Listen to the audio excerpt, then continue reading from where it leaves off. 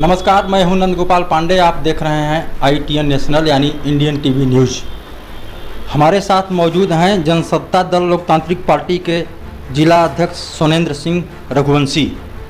सोनभद्र में जैसा कि सभी लोग जानते हैं कि सोनभद्र में तमाम फैक्ट्री, तमाम कंपनियां मौजूद हैं और सोनभद्र के दक्षिणांचल को कहिए तो सोनांचल को सेकेंड बॉम्बे कहा जाता है।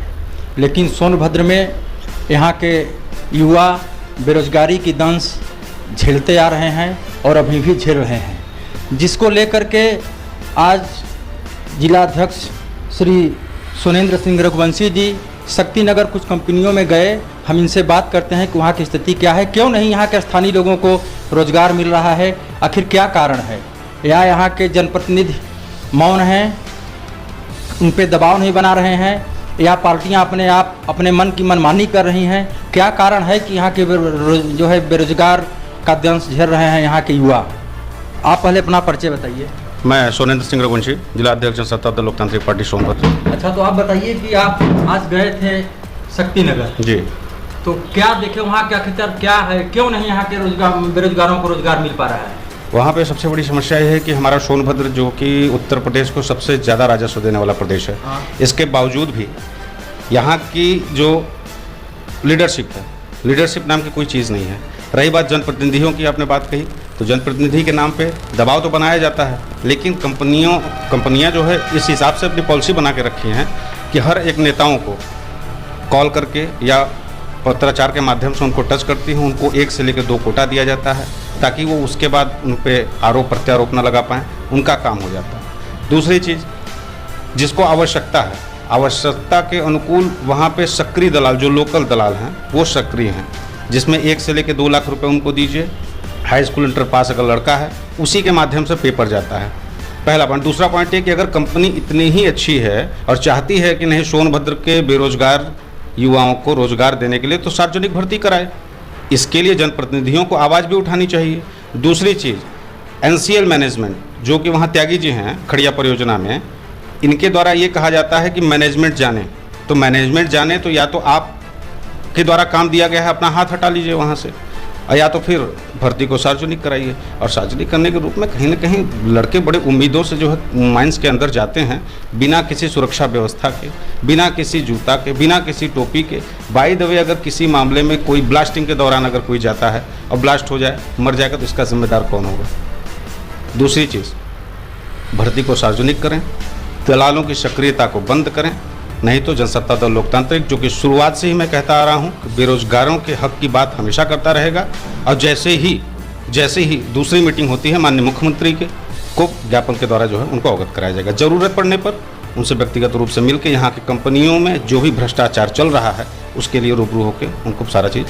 तो रघुवंशी जी, ऐसा कि आपके कथनानुसार आप सीधे सीधे आरोप लगा रहे हैं यहाँ के जनप्रतिनिधियों पर कि कंपनियां इनको लालच दे करके अपने मन की मनमानी कर रही हैं, ये लोग दबाव नहीं बना पा रहे हैं, जिसका दंश यहाँ के जो है बेरोजगार युवा झेल रहे हैं। बात दबाव बनाने की नहीं है। होता क्या है कि जब एक जनप्रतिनिधि उनसे बात करता है तो ही कुछ कर पाएगा। एक तो किसी के पास नंबर नहीं है, किसी तरीके से नंबर होता है तो वहाँ के HR जो है, HR हेड, वो फ़ोन नहीं उठाते। फ़ोन उठाएंगे नहीं तो इनकी बात सुनेंगे कैसे? और किसी तरीके से अगर दलालों के माध्यम से बात को सुन भी लिया जाता है तो ठीक है, उनका 1-2 कोटा दे दी, चलिए विधायक जी, या चलिए सांसद जी, या चलिए जो है ब्लॉक प्रमुख जी, आपको 1-2 कोटा दे देते हैं, 2-3 लड़कों 4 लड़के आपके रख दिए गए, उसका काम खत्म। इसका मतलब कि यहाँ के जो है नेता कहिए या जनप्रतिनिधि कहिए, वो सेवर निजी स्वार्थ में अपने को संकुचित करके मौन हो जा रहे हैं। कहीं ना कहीं इसको आप स्वार्थ नहीं कर सकते, ये उनकी मजबूरी है। मजबूरी ये है कि कंपनी, उनके पास इतना फुर्सत नहीं है कि कंपनी को बार बार फ़ोन करें या कंपनी मैनेजमेंट तक जाएं। रावर्ट्सगंज सदर एरिया जो है, रावर्ट्सगंज, ओबरा, दुद्धी और घोरावल और रावर्ट्सगंज जनप्रतिनिधियों को कोई ज़रूरत नहीं है ना, यहाँ पे टेक्निकल लड़के हैं, लेकिन हेल्पर सुपरवाइजर के लिए यहाँ लड़के मौजूद हैं। क्योंकि उनका जो जियो लॉन्च हुआ था कलिंगा का, कि ज़्यादातर उसमें दुद्धी विधानसभा को ही विकसित करेंगे। और रही बात 80% और 20%, जो कि 20% मध्य प्रदेश और 80% जो है उत्तर प्रदेश के लड़कों को काम दिया जाएगा, बावजूद इसके कि 30% भी भर्ती फुल नहीं हो पाई, और मध्य प्रदेश से सक्रिय दलाल। आप लोग वहाँ गए थे, दौरा करके आए हैं जी। आपको क्या लगता है कि नहीं स्थानीय लोगों को कुछ वरीयता, कितने % लोग कार्य कर रहे हैं ऐसे कंपनियों में? हमारे हिसाब से, सर्वे के हिसाब से मुझे लगा कि अभी तक 30 से लेकर 35% लोगों को ही रोजगार मिल पाया है। और कितने % लोगों को रोजगार मिलना चाहिए? कम से कम उत्तर प्रदेश सोनभद्र की अगर बात है तो कम से कम 80%, क्योंकि यही मध्य प्रदेश में कंपनियों में यहाँ के जनप्रतिनिधि अगर उसमें हस्तक्षेप करते हैं या यहाँ के लोकल नेता हस्तक्षेप करते हैं तो वहाँ यह कहा जाता है कि नहीं ये बाहरी है। तो वही चीज़ तो हमारे जिले में भी लागू होती है। कैसे मध्य प्रदेश के सक्रिय दलाल वहाँ हावी हैं, कैसे वहाँ के जनप्रतिनिधि वहाँ पे पेपर के माध्यम से, फ़ोन के माध्यम से सक्रिय हैं। और रही बात कंपनी के मैनेजमेंट की, तो कंपनी मैनेजमेंट अपनी सुधार लेके हर 3 महीने में जितने एचआरओ को चेंज किया जाता है वो उनकी पॉलिसी है, ताकि दलाल कभी भी, कोई भी नेता एक आदमी को पकड़ेगा, 50 आदमियों को नहीं पकड़ेगा, लेकिन दलाल हमेशा सक्रिय हैं। उनको मालूम है कौन सी चीज़ें कहाँ हो रही हैं, कौन सी चीज़ें कहाँ नहीं हो रही हैं। उनका काम कभी नहीं रुकता। आप दलालों को 2 लाख रुपए दीजिए, आपका काम हो जाएगा। आपके पास पैसा नहीं है, आप अनपढ़ रहिए, आपके पास पैसा है, आपको नौकरी मिलेगा। इस तरीके की बदसलूकी बर्दाश्त नहीं की जाएगी। आप लोग इस लड़ाई को कहाँ तक लड़ेंगे, कब तक लड़ेंगे? पहली चीज़ तो कलिंगा मैनेजमेंट के जो वहाँ प्राइवेट कंपनी कलिंगा के जो जीएम है प्रशांत श्रीवास्तव जी से, उनसे मुलाकात के दौरान मुझे मालूम चला और उन्होंने हमें आश्वासन भी दिया कि नहीं ऐसा भ्रष्टाचार नहीं होगा। बावजूद इसके जाने पे मामला ही कुछ और है। दोहरी राजनीति की जा रही है, क्योंकि मुझे बार बार फुर्सत नहीं है, लोगों को फुर्सत नहीं है कि एक ही काम के लिए कलिंगा मैनेजमेंट के जीएम से मिला जाए।